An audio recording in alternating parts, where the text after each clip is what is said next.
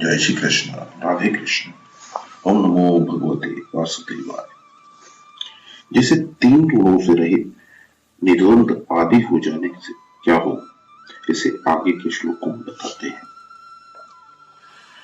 जल से सर्वथा परिपूर्ण स्वच्छ निर्मल महान सरोवर से प्राप्त होने पर मनुष्य को छोटे छोटे जलाशयों की कुछ भी आवश्यकता नहीं रहती। कारण कि छोटे से जलाशय में अगर हाथ पैर धोए जाए तो उसमें मिट्टी घुल जाने पर जल स्नान के लायक नहीं रहता, और अगर उसमें स्नान किया जाए तो वह जल कपड़े धोने के लायक नहीं रहता, और यदि उसमें कपड़े धोए जाए तो वह जल पीने लायक नहीं रहता। परंतु महान सरोवर के मिलने पर उसमें सब कुछ करने पर भी उसमें कुछ फर्क नहीं पड़ता, अर्थात उसकी स्वच्छता, निर्मलता, पवित्रता वैसी की वैसी ही बनी रहती है। ऐसे ही जो महापुरुष परमात्म तत्व को प्राप्त हो गए हैं, उनके लिए वेदों में कहे हुए यज्ञ, दान, तप, तीर्थ, व्रत आदि जितने भी पुण्यकारी कार्य हैं, उन सब से उनका कोई मतलब नहीं रहता, अर्थात वे पुण्यकारी कार्य उनके लिए छोटे छोटे जलाशयों की तरह हो जाते हैं। ऐसा ही दृष्टांत आगे 7वें श्लोक में दिया गया है कि वह ज्ञानी महात्मा समुद्र की तरह गंभीर होता है, उसके सामने जितने भी भोग आ जाए पर वे उसमें कुछ भी विकृति पैदा नहीं कर सकते। जो परमात्म तत्व को जानने वाला है और वेदों तथा शास्त्रों के तत्व को भी जानने वाला है, उस महापुरुष को यहाँ ब्रह्मांडस्य विजानत पदों में कहा गया है। परमात्म तत्व की प्राप्ति होने पर वह तीनों गुणों से रहित हो जाता है, वह निर्द्वंद हो जाता है, अर्थात उसमें राग द्वेष आदि नहीं रहते। वह नित्य तत्व में स्थित हो जाता है, वह निर्योग क्षेम हो जाता है, अर्थात कोई वस्तु मिल जाए और मिली हुई वस्तु की रक्षा होती रहे, उसमें ऐसा कोई भाव नहीं रहता, वह सदा ही परमात्मा परायण रहता है। सांसारिक भोगों का अंत नहीं है, अनंत ब्रह्मांड है और उसमें अनंत तरह के भोग हैं, परंतु उनका त्याग कर दे, उनसे असंग हो जाए तो उनका अंत आ जाता है। ऐसे ही कामनाएं भी अनंत होती हैं, परंतु उनका त्याग कर दे, निष्काम हो जाए तो उनका भी अंत आ जाता है। भगवान ने 39वें श्लोक में जिस समबुद्धि समता को सुनने के लिए अर्जुन को आज्ञा दी थी, अब आगे के श्लोकों में उसकी प्राप्ति के लिए कर्म करने की आज्ञा देते हैं। प्राप्त कर्तव्य कर्म का पालन करने में ही तेरा अधिकार है, इसमें तू स्वतंत्र है, कारण कि मनुष्य कर्म योनि है। मनुष्य के सिवाय दूसरी कोई भी योनि नया कर्म करने के लिए नहीं है। पशु पक्षी आदि जंगम और वृक्ष लता आदि स्थावर प्राणी नया कर्म नहीं कर सकते। देवता आदि में नया कर्म करने की सामर्थ्य तो है, पर वे केवल पहले किए गए यज्ञ दान आदि शुभ कर्मों का फल भोगने के लिए ही है। वे भगवान के विधान के अनुसार मनुष्यों के लिए कर्म करने की सामग्री दे सकते हैं, पर केवल सुख भोग में ही लिप्त रहने के कारण स्वयं नया कर्म नहीं कर सकते। नारकीय जीव भी भोग योनि होने के कारण अपने दुष्कर्मों का फल भोगते, नया कर्म नहीं कर सकते। नया कर्म करने में तो केवल मनुष्य का ही अधिकार है।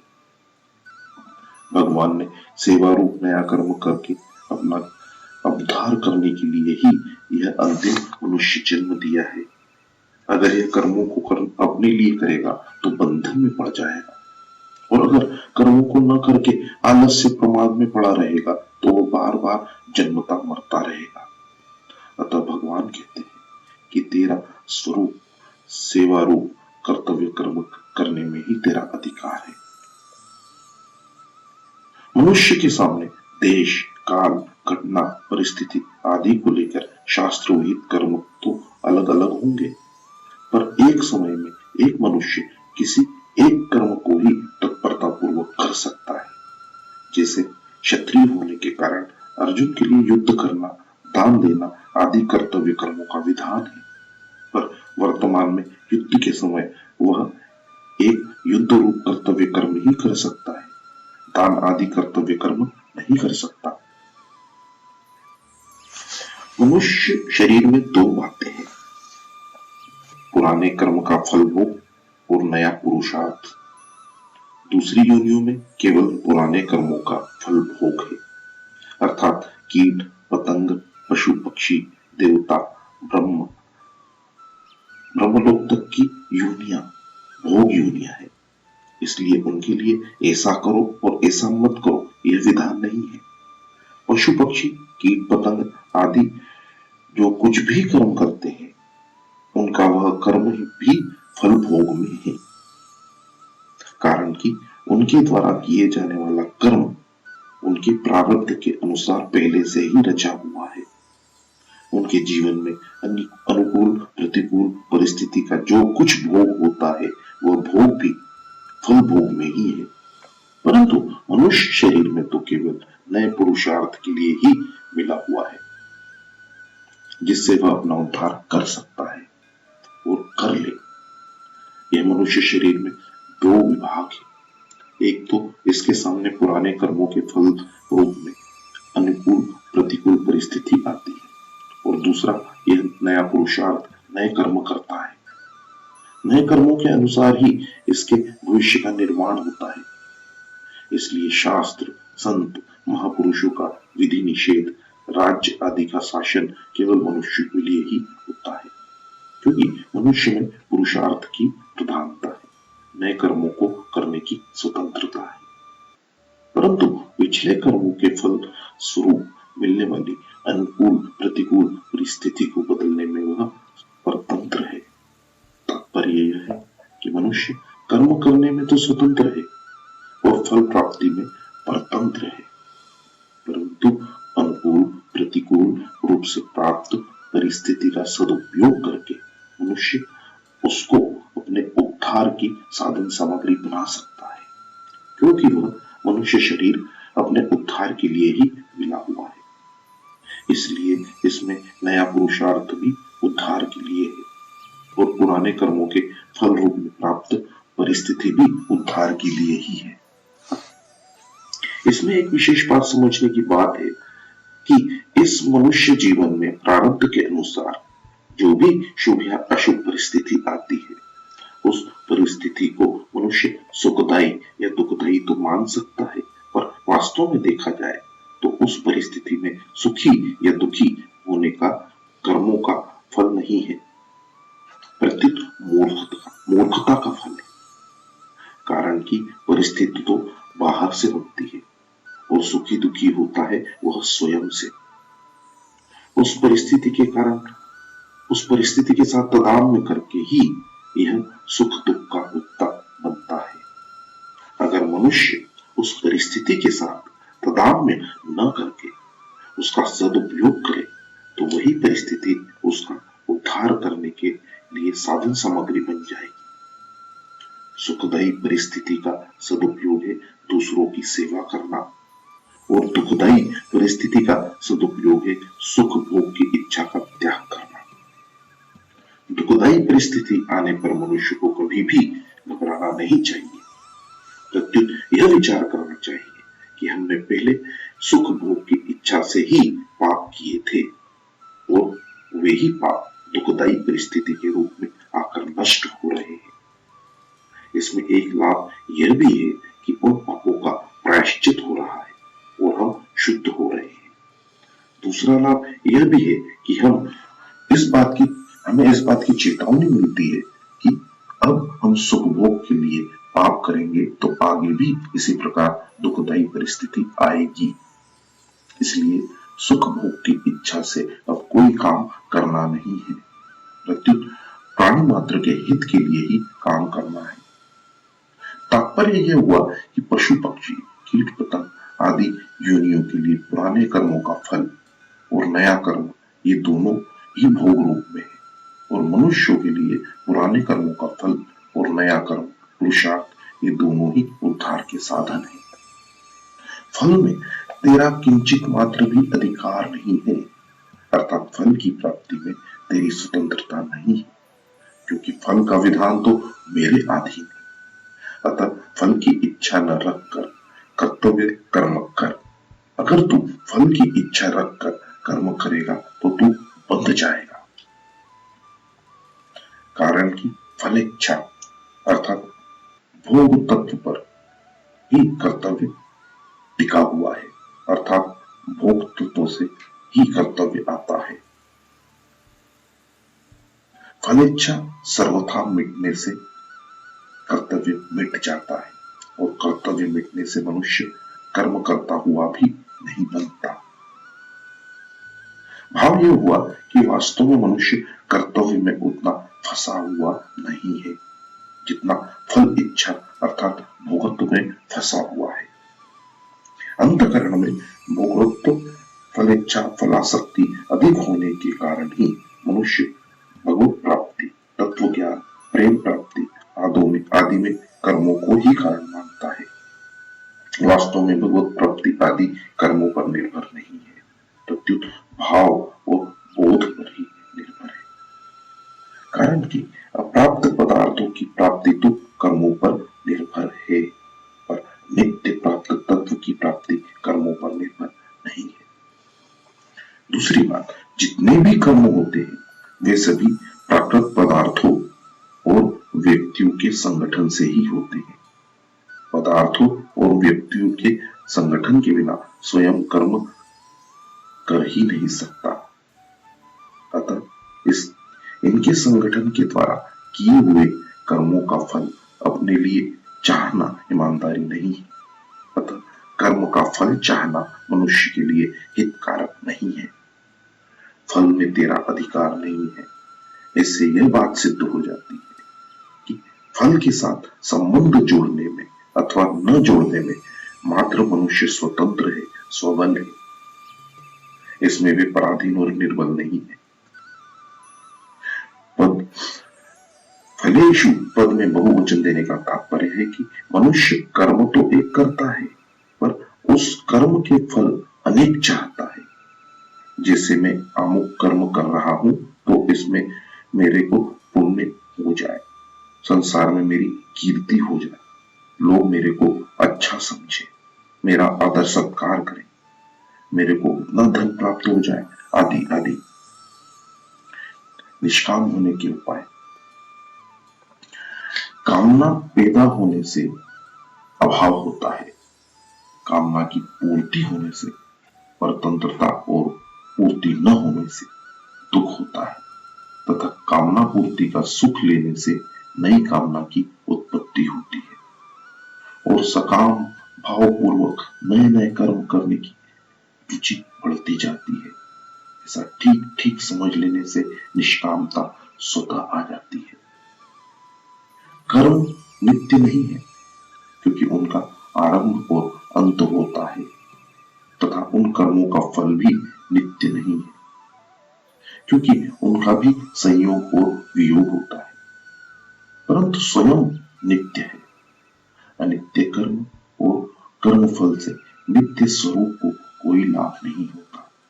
ऐसा ठीक समझ लेने से निष्कामता आ जाती है। निष्काम होने से संसार का संबंध छूट जाता है और परमात्मा तत्व की प्राप्ति हो जाती है। कर्मों में निष्काम होने के लिए साधक में तेजी का विवेक भी होना चाहिए और सेवा भाव भी होना चाहिए, क्योंकि इन दोनों के होने से ही कर्मयोग ठीक तरह से आचरण में आएगा। नहीं तो कर्म हो जाएंगे पर योग नहीं होगा। तात्पर्य है कि अपने सुख आराम का त्याग करने में तो विवेक की प्रधानता होनी चाहिए और दूसरे को सुख आराम पहुंचाने में सेवा भाव की प्रधानता होनी चाहिए। मां कर्म फलेषु, तू कर्म फल का हेतु भी मत बन। तात्पर्य है कि शरीर, इंद्रिया, मन, बुद्धि आदि कर्म सामग्री के साथ अपने किंचित मात्र भी ममता नहीं रखनी चाहिए, क्योंकि इनमें ममता होने से मनुष्य कर्म फल का हेतु बन जाता है। आगे 5वें अध्याय के 11वें श्लोक में भी भगवान ने शरीर, मन, बुद्धि और इंद्रियों के साथ केवल पद देकर बताया है कि शरीर आदि के साथ किंचित मात्र भी ममता नहीं होनी चाहिए। शुभ क्रियाओं में फल की इच्छा न होने पर भी मेरे द्वारा किसी का उपकार हो गया, किसी का हित हो गया, किसी को सुख पहुंचा, ऐसा भाव हो जाता है तो यह कर्म फल का हेतु बनता है। कारण कि ऐसा भाव होने से शुभ कर्मों के साथ और मन, बुद्धि, इंद्रियों आदि के साथ संबंध हो जाता है, जो कि असत का संग है। वास्तव में अंतकरण, बहिकरण और क्रियाओं के साथ हमारा कोई भी संबंध नहीं है। इनका संबंध समष्टि संसार के साथ है। जैसे दूसरे किसी व्यक्ति के द्वारा दूसरे किसी का हित होता है तो उसमें हम अपना संबंध नहीं मानते, उसमें अपने को निमित्त नहीं मानते। ऐसे ही अपने कहलाने वाले शरीर आदि से किसी का हित हो जाए तो उसमें अपने को निमित्त नहीं मानना चाहिए। जब अपने को किसी भी क्रिया में निमित्त हेतु नहीं मानेंगे तो कर्म फल का हेतु भी नहीं बनेंगे। कर्म न करने में भी तेरी आसक्ति नहीं होनी चाहिए। कारण कि कर्म न करने में आसक्ति होने से आलस्य, प्रमाद आदि होंगे। कर्म फल में आसक्ति रहने से जैसा बंधन होता है वैसा ही बंधन कर्म न करने से आलस्य, प्रमाद आदि होने से होता है। क्योंकि आलस्य, प्रमाद भी एक भोग होता है, अर्थात उनका भी एक सुख होता है जो तमोगुण है और जिसका फल अधोगति होता है। तात्पर्य ये हुआ कि राग, आसक्ति कहीं भी होगी तो वह बांधने वाली ही हो जाएगी। कर्म रहित होने से हमें लौकिक लाभ होगा, संसार में हमारी प्रसिद्धि होगी आदि कोई सांसारिक प्रयोजन भी नहीं होना चाहिए और समाधि लग जाने से आध्यात्मिक तत्वों में हमारी स्थिति होगी आदि कोई पारमार्थिक प्रयोजन भी नहीं होना चाहिए। तात्पर्य है कि कर्म न करने से सांसारिक और पारमार्थिक उन्नति होगी। यह भी कर्म न करने में आसक्ति ही है, क्योंकि वास्तविक तत्व कर्म करने और न करने से अतीत है। इस श्लोक में भगवान का तात्पर्य मालूम होता है कि परिवर्तनशील वस्तु, व्यक्ति, पदार्थ, क्रिया, घटना, परिस्थिति, अवस्था, स्थूल, सूक्ष्म, कारण, शरीर आदि के साथ साधक की सर्वथा निर्लिप्तता होनी चाहिए।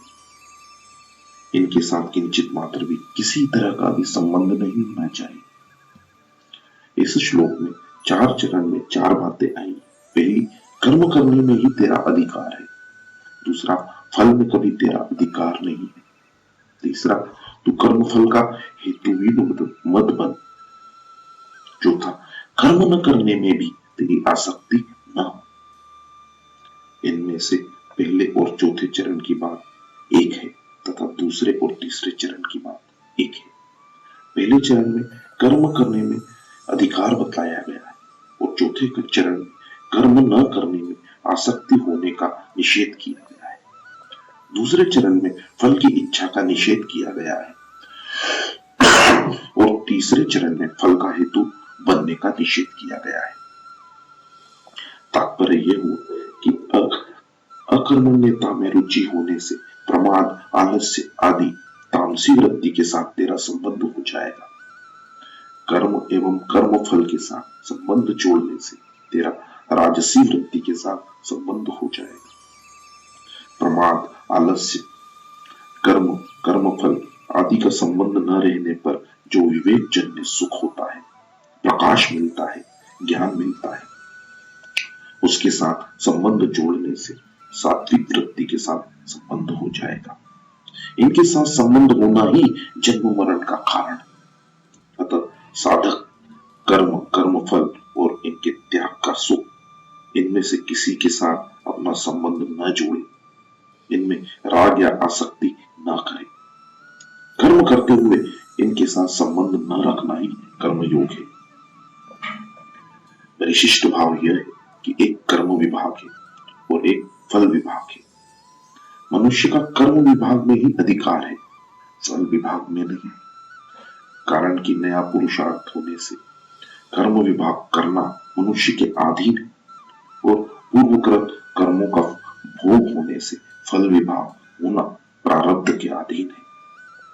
कर्मयोग की दृष्टि से देखें तो मनुष्य को जो साधन सामग्री वस्तु योग्यता और सामर्थ्य मिली है वह प्रारब्ध है और उसका सदुपयोग करना अर्थात उसको अपना और अपने लिए न मानकर प्रत्युत दूसरों का और दूसरों के लिए मानकर उनकी सेवा में लगाना पुरुषार्थ है। कर्मयोग में मुख्य बात है अपने कर्तव्य के द्वारा दूसरे के अधिकार की रक्षा करना और कर्मफल का अर्थात अपने अधिकार का त्याग करना। दूसरे के अधिकार की रक्षा करने में पुराना राग मिट जाता है और अपने अधिकार का त्याग करने से नया राग पैदा नहीं होता। इस प्रकार पुराना राग मिट जाने से और नया राग पैदा न होने से कर्मयोगी वितरागी हो जाता है। वितरागी होने पर उसको तत्व ज्ञान हो जाता है, कारण कि तत्व ज्ञान की प्राप्ति में नाशवान असत वस्तुओं का राग ही बाधक है। तात्पर्य है कि वस्तु व्यक्ति और क्रिया में मन का जो राग खिंचाव है यह अज्ञान का खास चिन्ह है। जैसे किसी वृक्ष के कोटर में आग लग गई हो तो वो वृक्ष हरा भरा नहीं रहता, सूख जाता है। ऐसे ही जिसके भीतर राग आदि रूपी आग लगी हो उसको शांति नहीं मिलती। जय श्री कृष्ण। राधे कृष्ण।